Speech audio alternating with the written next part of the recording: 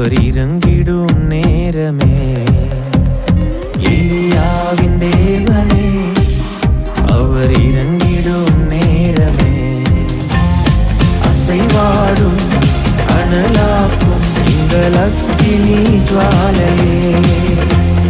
அசைவாடும் அனலாக்கும் எங்கள் அக்கினி ஜுவாலையே. எலியாவின் தேவனே அவர் இறங்கிடும் நேரமே. நாம மகிமைப்படுவதாக. ஆண்டவரும் அருமை இரட்சகருமாகிய இயேசுவின் நாமத்தினாலே இந்த புதிய நாளுக்காக ஆண்டவராக இயேசு கிறிஸ்துவை நான் உயர்த்துகிறேன். கர்த்தர் மகிமைப்படுவாராக. நாம் ஜெபம் பண்ணுவோமா? பரிசுத்த தேவனே, எங்களோடு கூட பேசுங்க ராஜா, இயேசுவின் நாமத்தின் பிதாவே. நாம் எடுத்து வாசிப்போம். மத்திய எழுதின சுவிசேஷம் 18ஆம் அதிகாரம், அதுல 4ஆம் வசனத்தை கூட வாசிப்போம். ஆகையால் இந்த பிள்ளையை போல தன்னை தாழ்த்துகிறவன் எவனோ அவனே பரலோக ராஜ்யத்தின் பெரியவனா இருப்பான். கர்த்தருக்கு மகிமை உண்டாவதாக. ஆண்டவராகிய இயேசு கிறிஸ்து பார்த்தீங்கன்னா சிறு பிள்ளைகளை அதிகமாக நேசிக்கிறார். உங்க குடும்பத்தில் இருக்கிற ஒவ்வொரு பிள்ளைகளையும் ஆண்டவர் அதிகமாக நேசிக்கிறார். உங்க பிள்ளைகளை என்ன பண்ணுங்க? நேசிங்க. அவங்க மேல என்ன பண்ணுங்க? முதல்ல தேவனுக்கு அன்பு செலுத்துங்க. ரெண்டாவது உங்க பிள்ளைகள் என்ன பண்ணுங்க? அன்பாக நடத்துங்க. சோத்திரம். சோத்திரம். கோபப்படுத்தி என்ன பண்ணாத பிள்ளைகளை கண்டிச்சு அவங்களை இது பண்ணாம. ஆனா கோபம் அந்த சில காரியங்களை கண்டிக்கணும், சில காரியம் கண்டிக்காம விட்டாலும் என்ன பண்ணும்? மதியம் ஊட்டிருப்பாங்க. அதனால கண்டிக்க காரியங்கள் கண்டிக்கணும், அன்பு செலுத்துற காரியத்துல அன்பு செலுத்தணும். ஆண்டவராக இயேசு கிறிஸ்து சிறு பிள்ளைகளை குறித்து இந்த இடத்துல என்ன பண்றாரு? ஏன்னா தடப்படாதீங்க, சிறு பிள்ளைகள் வருகிறதுக்கு என்ன பண்ணுங்க? இடம் கொடுங்க அப்படின்னு சொல்றாரு. அப்ப ஆண்டவர் என்ன பண்ண? சிறு பிள்ளைகளை முன்னாடி நிப்பாட்டி சொல்றாரு, ஒருவன் இந்த சிறு பிள்ளையை போல மாறாவிட்டா பரலோக ராஜ்யத்தை பிரவேசிக்க முடியாது அப்படின்னு சொல்றாரு. அப்ப சிறு பிள்ளை மேல குணம் இல்ல. சிறு பிள்ளைகள் பாத்தீங்கன்னா அந்த தாழ்மைன்னா இப்ப சண்டை போட்டுச்சுன்னா என்ன பண்ணும்? டக்குனு சின்ன பிள்ளைங்க என்ன பண்ணுவோம்? உடனே மறந்து உடனே என்ன பண்ணுவோம்? பேச ஆரம்பிச்சோம். எந்த கவனம் இல்லாம என்ன பண்ணுவோம்? பேச ஆரம்பிச்சோம். அப்ப இந்த தாழ்மையான குணம் அது யார்கிட்ட என்ன பண்ணும்? ஈஸியா பழகக்கூடியது குழந்தைங்க. யாரும் அவன் சண்டை போட்டாங்க நான் பேச மாட்டேன் அப்படின்னு இல்லை. ஆண்டு அந்த தாழ்மையான அந்த குணத்தை குறித்துதான இந்த சிறு பிள்ளையை குறித்து ஆண்டு என்ன பண்ணார்? அந்த சுட்டி காமிக்கிறதை பார்க்க முடியும். அதான் சொல்ற பொழுது சோத்திரம். தன்னை தாழ்த்துகிறவன் எவனோ, அப்ப நம்ம தாழ்த்துற நமக்கு உள்ள அந்த தாழ்மையான மனப்பான்மையை பத்தி சொல்ல வரல.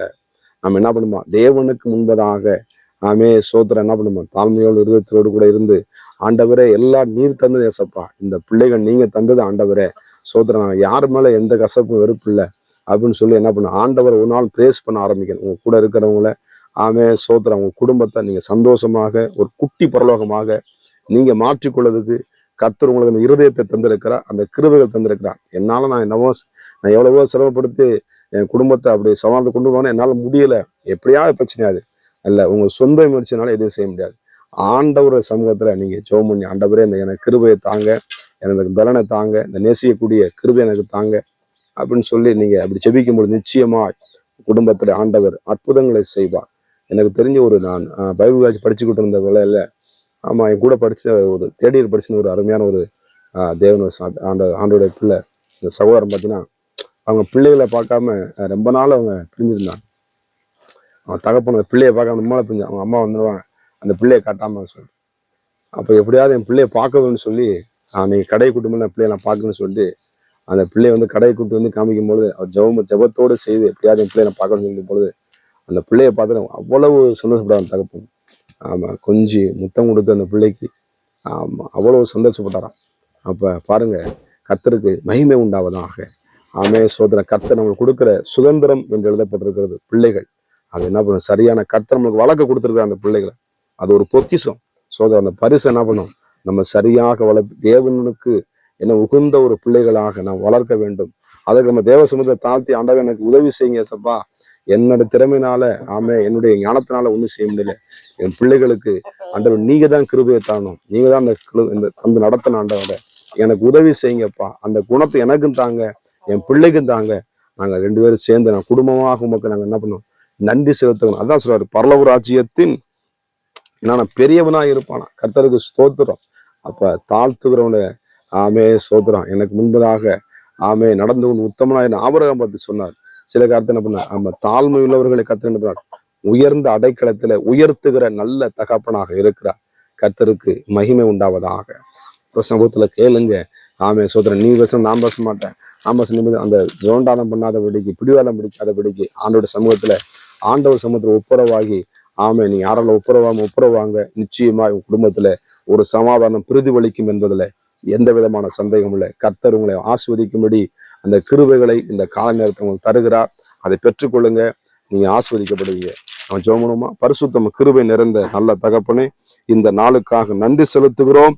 ஆண்டவரே சோதரம் அப்பா, பிள்ளைகளை கர்த்தரால் ஒரு சொந்த எழுதப்பட்டதுவா, குழந்தையை போல தாழ்த்தவில் எழுதப்பட்டது, அந்த கிருபைகளை தேவன் தருகிறார். ஆசீர்வதிங்க இயேசுவின் நாமத்தின் பிதாவே, ஆமென். God bless you. கர்த்தர் உங்களை ஆசீர்வதிப்பாராக. நான் ஒருவன் மாத்திரம் நீந்திருக்க பாகாலின் படைகளை எதிர்த்திடுவேன்.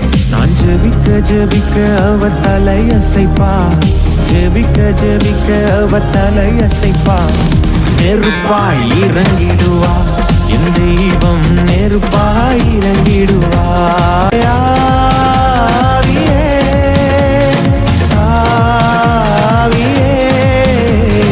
அசைவாடும் அனலாக்கும் எங்கள் அக்கினி ஜுவாலையே, அசைவாடும் அனலாக்கும் எங்கள் அக்கினி ஜுவாலையே.